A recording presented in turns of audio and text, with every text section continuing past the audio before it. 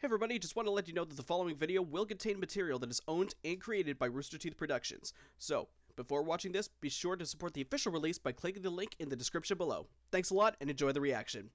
What is up everybody, Crocodile King here. Welcome to my first ever Death Battle reaction video.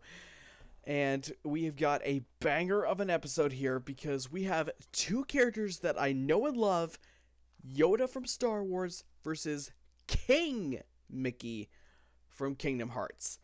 Now, I have been a fan of Death Battle for many years, and it's actually what finally convinced me to watch Ruby when they did Yang versus Tifa all those years ago. So, it's between two characters that I know and love, and honestly, I think this is the best way they could have kicked off the season because I don't have to pick a favorite. I'm only going to vote on who I think will win, which, based on pure speculation of what I know about each of these characters, I personally think Master Yoda is going to win. I feel like that he has the most experience, he has the better weapon, and his powers in the Force could definitely outclass any of Mickey's magic. The only thing that Mickey has over Yoda is the fact that he can stop time and cast a bunch of elemental spells, but most of those spells can be blocked by 2 to minus, a technique that can... a force technique that can redirect energy attacks. So, honestly, I think Master Yoda has this one down. But again, we'll wait until the analysis. We'll do another prediction, and then we'll get to the actual fight. So, the episode's up. We're ready to go. Let's get this started. Also, be sure to leave your thoughts in the comments. Let me know what you think, and just to show my support for Master Yoda, I got my lightsaber ready. And some of you who are familiar with my channel may remember that I unboxed this particular lightsaber in another video. Link is in the description if you want to check it out. But let's get this started. Master Yoda versus King Mickey. And I will be showing and I do have some support for Mickey because I do have a Kingdom Hearts 3 poster up there. You can't quite see it, but it's actually, I'll show it to you here. Is the Kingdom Hearts 3 poster with Woody and Sora, Donald, and Goofy to advertise the Pixar. But anyways, got that set up. Lightsaber ready. And actually, let's turn this off just so we don't get any glare. The episode's up. We are ready to begin. In 3, 2, 1, now. There we go. Boom, boom, boom, boom. Yoda, the legendary Jedi Master of Star Wars fame. And King Mickey, His Highness of Disney Castle from Kingdom Hearts. These two have proven time and time again that size matters not. But let's see which of these tiny titans can swing their way to victory in a one-on-one duel. He's Wiz and I'm Boomstick. And it's our job to analyze their weapons, armor, and skills to find out who would win a death battle. Just so you know, I'm going to do that every time. A long time ago, in a galaxy far, far away, a Jedi there was. Master he is. Yoda his name. You're not going to keep doing that, are you? Tell me what to do. You cannot. Okay, the mysterious Grand Master Yoda devoted his life to the ways of the Force and to leading the Jedi Order, a group of noble peacekeepers. They took it upon themselves to maintain a state of tranquility in the galaxy. Don't be fooled by all that talk of peace, though. They're like superhuman samurai. Jedi consistently take on hordes of baddies by themselves, and they've been doing it for centuries, way before the start of the Galactic Republic. At which point, the Jedi became much more entangled in, let's just say, government affairs. Oh, sure, that's what the space wizards were missing, politics. The Jedi Council began weighing in on various matters to both protect democracy and avoid violent conflicts. Except they kinda screwed the porg on that front. The Clone Wars wasn't just a fantastic series by George Lucas and Dave Filoni, it was also an awesome miniseries by Genndy Tartakovsky. And it was a horrific war that wiped out the Jedi, erased the Republic, and saw the rise of the Empire. Sure, that too. Spoilers, man. As the Jedi Grand Master, Yoda led the Grand Army of the Republic, a military force almost entirely comprised of clones, aka disposable people. Man, that gets really messed up if you think about it too long. Yep. So I won't. Despite his small, frail appearance, Yoda could absolutely hold his own in combat. In fact, he's considered one of the most powerful Jedi of his era. He's trained all the greats like Obi-Wan, Mace Windu, and even Liam Neeson. Where do you think he got that particular set of skills from? All of Yoda's 900 years of experience certainly came in handy, like when he battled Count Dooku and Darth Sidious, two of the most powerful Sith Lords ever known. Both Jedi and Sith usually come with the standard issue lightsaber, a badass weapon for a more badass age. They're pretty versatile too, with 7 different forms of combat styles. And don't think Yoda's gonna miss out on all that laser sword swinging. He's mastered all 7 styles, even though he's only 2 feet high. Hell, most lightsabers are taller than he is. Which is why he specializes in the 4th form, Ataru. This style focuses on utilizing the Force to increase a Jedi's capabilities, allowing them to attack at blurring speeds with incredible precision. Basically, he can flip-flop around like a ninja frog. Wait, is he actually Kermit? This does still mean Yoda has a sort of handicap in physical combat, as his stature requires him to use the Force far more than most opponents just to keep up. While the Force is beyond the body and seemingly infinite, too much effort all at once can put a strain on a person and even kill them. However, Yoda is truly a master of the Force, potentially more so than any other Jedi. He has moved starships with his mind and lifted hundreds of droids at once. He can also use mind tricks, illusions, and a technique called 2 to minus. That's when Jedi block or catch and redirect energy, like lightning, blaster bolts, or even other lightsabers. It's safe to say that Yoda greatly prefers using the Force in combat over his Jedi weapon. Wiz, if I ever get one of those laser swords and toss it away, you totally have permission to kill me. Interesting. Dummy? Just let me see your hand. My hand? Ow! Okay, now place your finger there. No? Jeez, Marshall would never make me do something like this. Marshall? Who's Marshall? Huh? Oh, the DBX Ringmaster guy. That's his real name. We were roommates in college. He's helping me track down my dad, because he's my best bud. Oh, best bud, huh?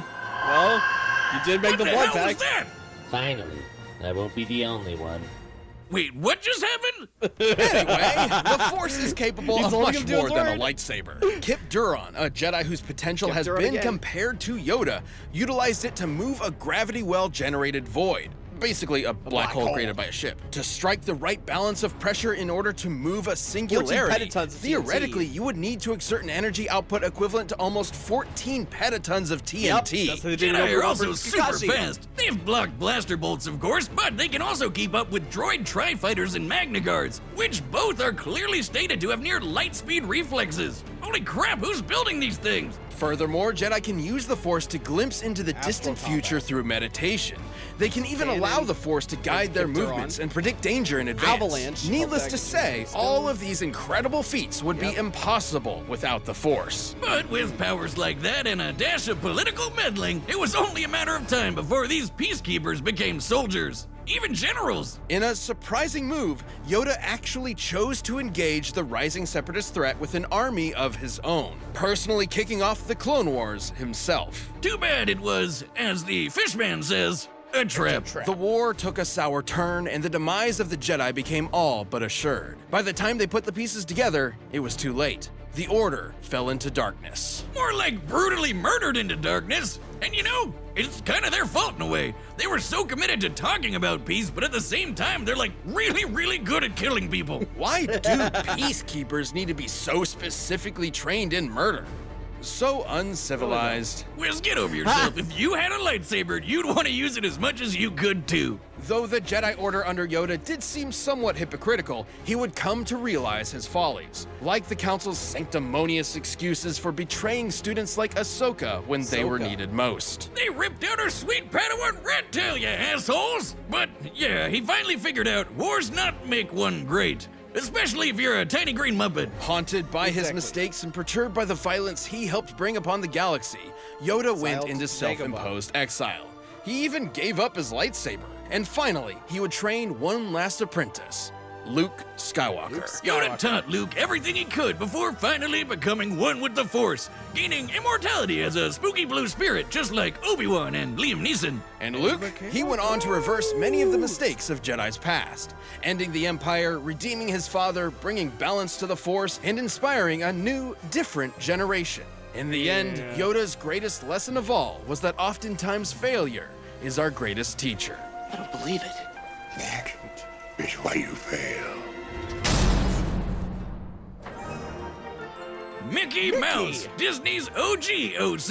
You know him as a cute corporate mascot that hangs out with other cute animals and lives a pretty normal domestic life. But did you know he's also an insanely powerful warrior mage that fights darkness to save the Disney universe alongside a young boy and his good old duck and dog buddies?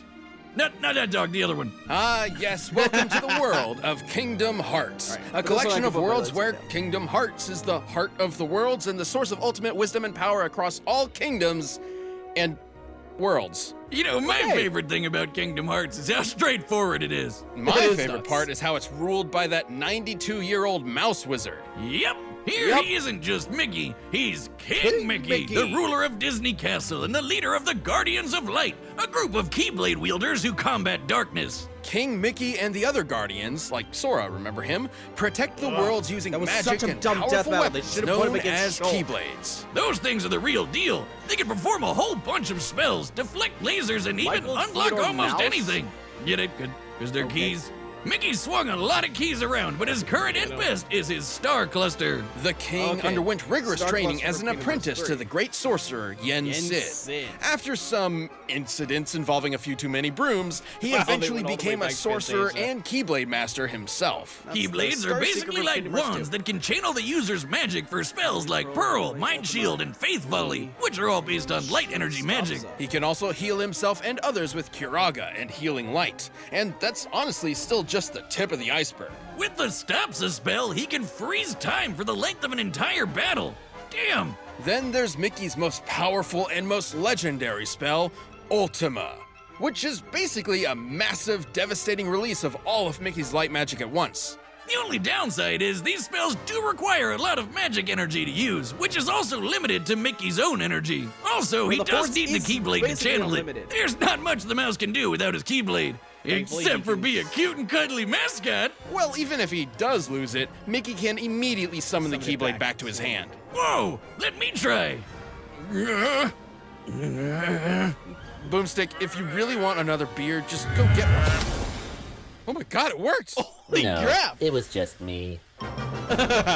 Well, Keyblades can also be used to lock worlds and doors in order to keep out Heartless, which are corrupted beings split from the darkness of a person's heart with a desire to consume. Wait a second, Wiz. Pluto is a dog, but so is Goofy. But Goofy gets to walk around and fight with Sora and Donald, and Pluto just eats and sleeps like a normal dog. This must mean that Pluto is Goofy's Heartless. Do you have a concussion? Oh, always. On top of all of his advanced magic, Mickey's mega tough. When Heartless stack up, they can form a huge mass and take the shape of a giant twister called a Demon Tower. And Mickey's tanked a couple beatings from him. He's also survived this huge explosion from when the Keyblade was destroyed. Yeah, it means the X-Blade. It's just pronounced like Keyblade, even though it's just one Keyblade. This series is so confusing. Most Keyblades are capable of equally incredible feats. Sora could slice through several buildings with his Keyblade, and Mickey's rescued him on more than one occasion. Which makes sense, he's the leader after all, and can match any of them in power. But Sora's no joke. He went up against Hercules, a demigod that launched a 1,600-ton rock titan into space. But that's nothing compared to Yoda. Nothing compared to his dad, Zeus. That guy can move stars, and not even he can compete with the foes that Mickey's tangling with. The Guardians of Light and their Keyblades are immensely strong, but they also have great speed to match. Roxas's heart was able to move far above the speed of light in order to travel across galaxies, from the Radiant Garden back to the Keyblade Graveyard in a matter of seconds. What? And like any great ruler, Mickey's also remained a constant pillar of hope for all, even during some of the darkest times. And with the help of his friends, the king was able to bring the darkness to an end and stop Xehanort, a Keyblade master hell-bent on getting the power of Kingdom Hearts. While Sora battled Xehanort, Mickey and the rest of the Guardians finally closed Kingdom Hearts for good, preventing the power from falling into the wrong hands. That mouse had it all figured out. The real key to saving the world is your friends. If each one of them also has a super powerful magic sword, that's also a key. Despite his long journey, King Mickey never wavered and led the way with his optimism, perseverance, and most important of all, the light inside. Now, Sora, let's close this door for good. Don't worry. There will always be a door to the light. All right, the combatants are set, and we've run the data through all possibilities. It's time for a death battle! Pause! Okay. This is a bit of a tricky one. So his strength and durability I could definitely give to Yoda, because 14 pentatons is nothing compared to only 1,600 tons. And even a star exploding, well, we'll have to see if... They didn't really specify that one. Now, being able to scale to Roxas, whose heart moved at light speed, but Yoda and many other Jedi can also react to light speed. So, that's still quite even. So, yeah, putting all the factors together and Yoda's abilities, I'd have to give it to Grandmaster Yoda. So, let's find out if I'm right. In 3, 2, 1, now!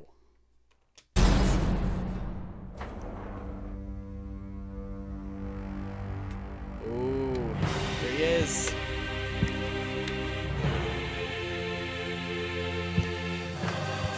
Difficult to find, you are.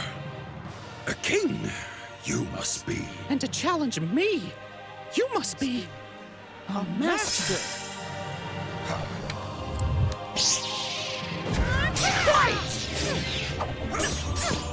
So bad. It's too bad they don't do that anymore. Don't know how the Keyblade is able to flash the lightsaber like that, but anyway.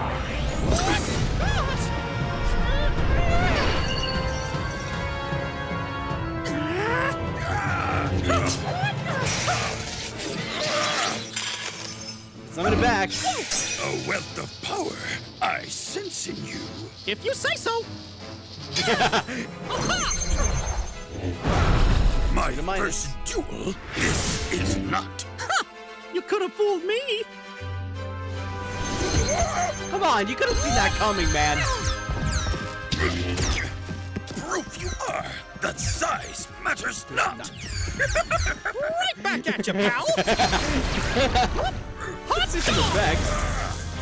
He can take electric shots. He's taking serious point.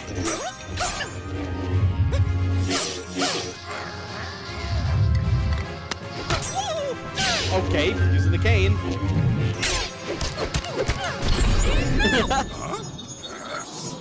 Stops her? The path to victory. This is not the Force I must trust. Oh gosh.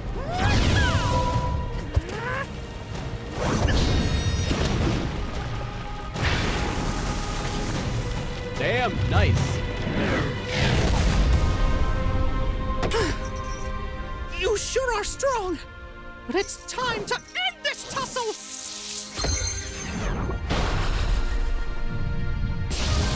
Wait. Oh, illusions. 2 to minus. Surrender, you should. The power of the Force you have not. I can try. All I need is the light. Huh? Do or do not. There is no try.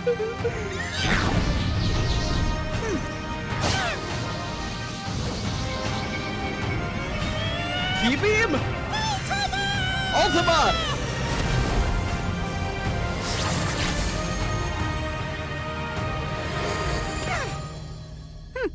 What a shame. What happened? Worry, do not. One with the Force, I am. Laugh it up, fuzzball.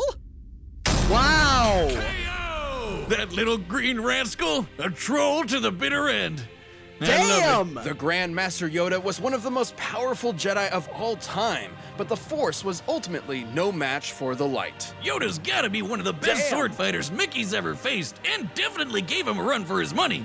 While Jedi have battled foes with near light speed reactions, a Keyblade Guardian like Mickey could move several times faster. In order for Roxas to travel across at least 4 star systems, he'd need to be moving almost 170 million times faster than light. They've also rubbed shoulders with guys like Hercules and Zeus, who moved whole stars. There are hundreds of celestial bodies there. The energy needed to move that many is way more than what would be needed to move a black hole. And while Yoda doesn't have much of an obvious weakness himself, the problem is neither does King Mickey. At least nothing that Yoda could really take advantage of. Even if Yoda could figure out that King Mickey had a limited amount of magic energy to cast spells with, there wasn't much Yoda could do before it would start to replenish. And the Force isn't exactly limitless either. Too much strain has been proven to put a lot of stress on the body and even kill some Jedi in the past. These two were certainly a match for each other in many ways, but the King's superior speed, power, and magic meant he had the last laugh.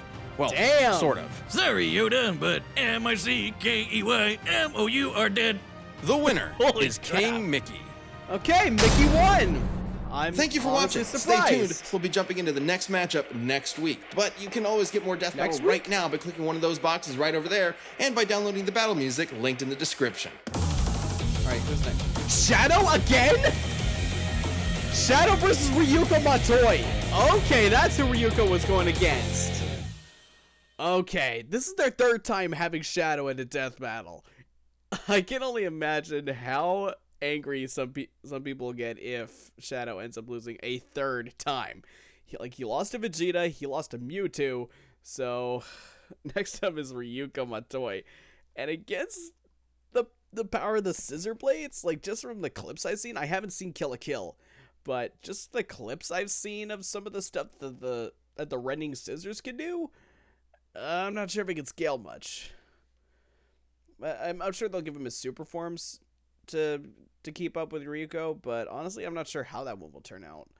But, oh man, I was pleasantly surprised by this one. I really thought Yoda had this one down, and they even banned Yoda from Death Battle for quite a while because they didn't think they could find a proper opponent for him, but I guess they found one in Mickey.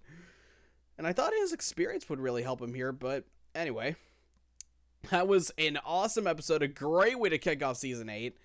And we'll see what happens when Shadow takes on Ryuko. So, thank you so much for watching, and I'll see you in the next one. Take care.